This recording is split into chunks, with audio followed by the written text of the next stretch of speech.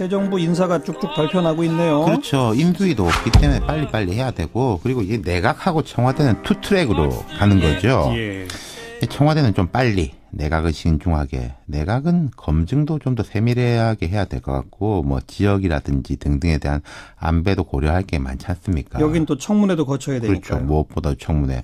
그리고 이제 문 대통령 쪽에서도 내각은 좀 통합형, 청와대는 대통령하고 코드를 맞춰서 하겠다, 이런 이야기가 나오고 있어요. 대체로 과거 정부도 그렇게 했죠. 맞습니다. 예. 어느 정부든지 간에 내각은 좀 더 여러 가지를 배려하고, 청와대는 이른바 뭐 코드 혹은 뭐 국정 철학 이런 걸 중시해요. 네. 문재인 대통령도 그렇게 갈 걸 이제 분명하게 하고 있는 거죠. 네. 일단 이낙연 총리 내정자 발표됐죠? 맞습니다. 전남지사입니다. 현직. 그럼 전남지사 자리가 공석이 되잖아요. 근데 정치적 부담이 크진 않을 것 같아요. 두 가지 이유인데, 지사가 이게 다른 것도 아니고 총리가 된다. 그러면 네. 지역 주민들이 좀 상실감보다는 기대가 좀 더 큰 거 아니겠습니까? 그렇죠. 예. 그리고 이 지사 임기가 내년 6월까지거든요. 예. 홍준표 전 후보가 요거 이제 밤에 사퇴해가지고 뭐 펌프 논란이 있었지만은, 예. 지금 이제 이낙연 총리 내정자가 지사직을 그만두게 되더라도 내년 6월까지는 보궐선거가 없으니까 네, 네. 뭐 새 정부의 정치적 부담은 덜하겠죠. 그렇죠. 예. 그리고 오늘 이제 문 대통령이 야당 대표들을 일일이 방문했지 않습니까? 직접. 예. 제가 알기로는 여기 시사잡기 인터뷰에서 공약한 걸로 아는데. 지난 6월요일 인터뷰에서요. 예. 그렇죠. 그 지킨 거죠.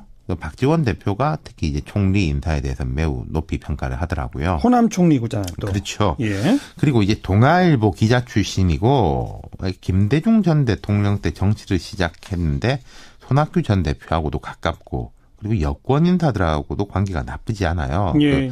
왜 아주 철회했는데, 이 이낙연 총리 내정자가 박정희 기념사업회 여기 이사 뭐 이름 올렸다가 아하. 뭐 이 말이 많았을 정도니까 예. 인사청문회 해봐야 아는 거지만은 지금으로서는 반응이 괜찮은 것 같습니다. 뭐 사선 의원까지 했으니까요. 좀 검증된 예. 인물이죠. 그렇죠. 예. 네. 안정감이 있고, 그리고 이제 이 이낙연 내정자가 자기 청문회도 준비하면서 내각 인선도 대통령하고 논의하고 그렇게 되는 거겠죠. 그럴 겁니다. 그리고 오늘 이제 문 대통령이 저 황교안 총리, 이제 저 권한대행이 아니라 그냥 총리예요. 그렇죠. 예, 총리하고 오찬을 했는데, 예. 아마도 이제 이낙연 내정자의 청문회가 늦춰지면은 그 총리가 내각을 재청하게 돼 있지 않습니까? 예. 그런 부분까지 아마도 이낙연 내정자하고 황교안 총리가 여러모로 이제 손발을 맞출 것 같습니다. 예.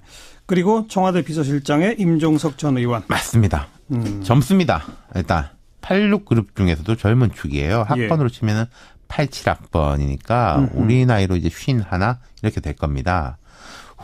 역대 대통령 비서실장 중에 제 기억에 뭐 박정희 대통령 시절 이럴 때를 빼놓고는 가장 젊은 것 같아요. 가장 젊은 것 같아요. 예, 뭐 예. 정확하게 찾아보지는 않았지만은 후보 비서실장 하면서 워낙에 신뢰를 쌓았습니다. 예. 야권 내에서는 이제 원만한 편이고요. 두루두루 개파망론하고, 박원순 시장의 부시장도 지냈고. 그렇죠. 그런데 이제 보수 진영이 볼 땐 좀 선입견이 있을 거예요. 아무래도 오늘 자유한국당이 그런 논평을 냈던데. 전대협 의장 출신 이런 것 그렇죠. 때문에. 그리고 이제 저 임수경 전 의원 방북할 예, 때 그 예. 뒤에서 이렇게 했다, 이런 것 때문에. 근데 하지만 비서실장은 청문회도 없는 자리고 예. 뭐 하니까 될 것 같은 게 아니라 이미 전대협 의장 한 게 벌써 30년 전 얘기인데요. 그러니까요. 예. 민정수석도 의외의 인물이죠. 지금 공식적으로 발표 난 건 아닙니다만은 사실상 기사가 쭉 나오고 부인을 아무도 안 하고 있어요. 그러니까 사실상 내정으로 기사가 다 나더라고요. 예. 조국 교수. 서울대학교. 그렇죠. 예. 비법조인 출신 중용설이 있긴 했는데 현직 교수가 민정수석으로 온 건 이례적이죠. 이례적이죠. 민정수석이라는 자리가 뭐 제 생각에는 이전 정부보다는 그 이른바 파워가 줄어들긴 할 겁니다. 예. 그 최순실 사태를 거쳤기 때문에요. 하지만 대통령 친인척 및 공직기관 관리, 인사 검증, 그리고 이제 사정기관을 담당하는 워낙에 핵심 요직이지 않습니까? 그렇죠. 예.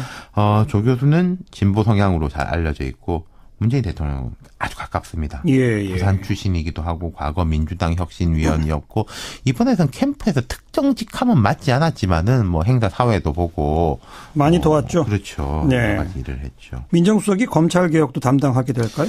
그렇죠. 새 정부에서 민정수석의 역할이 과거보다 줄어들 텐데 아무래도 담당을 하게 될 것이고 이건 또 법무부 장관이 누가 되느냐를 네. 봐야 될 것 같아요. 예, 지금 예. 민정수석이 비법조인이 됐기 때문에 이렇게 된다면 법무부 장관은 아무래도 법조인 출신이 아닐까 싶네요. 네. 그리고 인사수석에는 이제 여성 조현옥 이화여대 초빙 교수가 내정된 것으로 알려졌습니다. 이것도까지 공식 발표는 아닌데. 예. 조현옥 교수는 문 대통령이 참여정부 비서실장 지낼 때 균형 인사비서관을 했는데 오늘 그 경호실장도 인사가 났잖아요. 네. 경호실장도 이게 참여정부 때 노 대통령을 마지막에 수행했던 안전본부장 그리고 봉화까지 따라갔었던 주영훈 경호실장인데 그러니까 좀 정치적 부담이 덜한 자리는 좀 과감하게 개인적 인연이 있던 분들을 배치하는 것 같습니다. 그리고 오늘 국정원장 발표했어요. 예, 서훈 전 3차장이죠. 그렇습니다. 문 대통령이 아침에 합참의장으로부터 안보 상황 보고를 받을 때도 배석했었고 참여정부 때 국정원 3차장을 지낸 대북 전문가입니다. 네. 두 가지입니다. 국정원이 이제 국내 정치에 대해 가지고는 거의 이제 안 하겠다. 그렇죠. 이 공약사항에도 있어요. 이런 부분에서 국정원 제도 개혁이 들어갈 것 같고 두 번째로는 대북 문제, 안보 문제에 이제 집중적으로 하겠다. 그리고 오늘 서훈 내정자 같은 경우에는 되게 이제 첫 번째 모습이 되게 좋았던 게 바로 즉석에서 기자들한테 질문을 받았습니다. 그렇죠. 뭐 준비된 자료 없이. 그리고 기자들이 질문이 없으니까 뭐 더 질문할 거 있느냐. 뭐 이런 이야기까지 남북 정상회담에 대한 뭐 계획까지 거침없이 이야기한 것들이 오늘은 제가 뭐 점수를 매기자면 괜찮은 것 같아요. 맞습니다. 예. 네, 내일은 또 어떨까? 그렇죠. 봐야죠. 수고하셨어요. 감사합니다. 윤태권 실장이었습니다. 예. 전대협 의장 한 게 벌써 30년 전 얘기인데요. 예. 민정수석도 의외의 인물이죠? 지금 공식적으로 발표 난 건 아닙니다만은 기사가 쭉 나오고 부인을 아무도 안 하고 있어요. 그러니까 사실상 내정으로 기사가 다 나더라고요. 예. 조국 교수. 서울대학교. 그렇죠. 예. 비법조인 출신 중용설이 있긴 했는데 현직 교수가 민정수석으로 온 건 이례적이죠. 이례적이죠. 민정수석이라는 자리가 뭐 제 생각에는 이전 정부보다는 이른바 파워가 줄어들긴 할 겁니다. 예. 그 최순실 사태를 거쳤기 때문에요. 하지만 대통령 친인척 및 공직기관 관리, 인사 검증 그리고 이제 사정기관을 담당하는 워낙에 핵심 요직이지 않습니까? 그렇죠. 예. 조 교수는 진보 성향으로 잘 알려져 있고 문재인 대통령은 아주 가깝습니다. 예. 부산 출신이기도 하고 과거 민주당 혁신위원이었고 이번에선 캠프에서 특정직 하면 맞지 않아? 그리고 청와대 비서실장의 임종석 전 의원. 맞습니다. 젊습니다. 일단 86그룹 중에서도 젊은 축이에요. 학번으로 치면은 87학번이니까 우리 나이로 이제 51 이렇게 될 겁니다. 역대 대통령 비서실장 중에 제 기억에 뭐 박정희 대통령 시절 이럴 때를 빼놓고는 가장 젊은 것 같아요. 가장 젊은 것 같아요. 정확하게 찾아보지는 않았지만은 후보 비서실장 하면서 워낙에 신뢰를 쌓았습니다. 야권 내에서는 이제 원만한 편이고요. 두루두루 개파망론하고 박원순 시장의 부시장도 지냈고. 그렇죠. 그런데 이제 보수 진영이 볼 땐 좀 선입견이 있을 거예요. 아무래도 오늘 자유한국당이 그런 논평을 냈던데. 전대협 의장 출신 이런 것 때문에. 그리고 이제 저 임수경 전 의원 방북할 때 그 뒤에서 이렇게 했다 이런 것 때문에. 하지만 비서실장은 청문회도 없는 자리고 뭐 하니까 될 것 같은 게 아니라 이미 시작했는데 손학규 전 대표하고도 가깝고 그리고 여권 인사들하고도 관계가 나쁘지 않아요. 왜 나중에 철회했는데 이 이낙연 총리 내정자가 박정희 기념사업회 여기 이사 뭐 이름 올렸다가 뭐 이 말이 많았을 정도니까 인사청문회 해봐야 아는 거지만은 지금으로서는 반응이 괜찮은 것 같습니다. 뭐 사선 의원까지 했으니까요. 그렇죠. 좀 검증된 인물이죠. 그렇죠.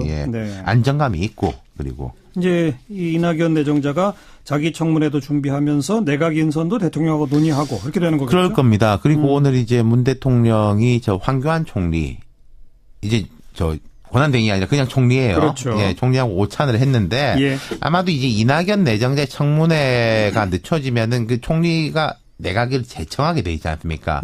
그런 부분까지 아마도 이낙연 내정자하고 황교안 총리가 여러모로 이제 손발을 맞출 것 같습니다.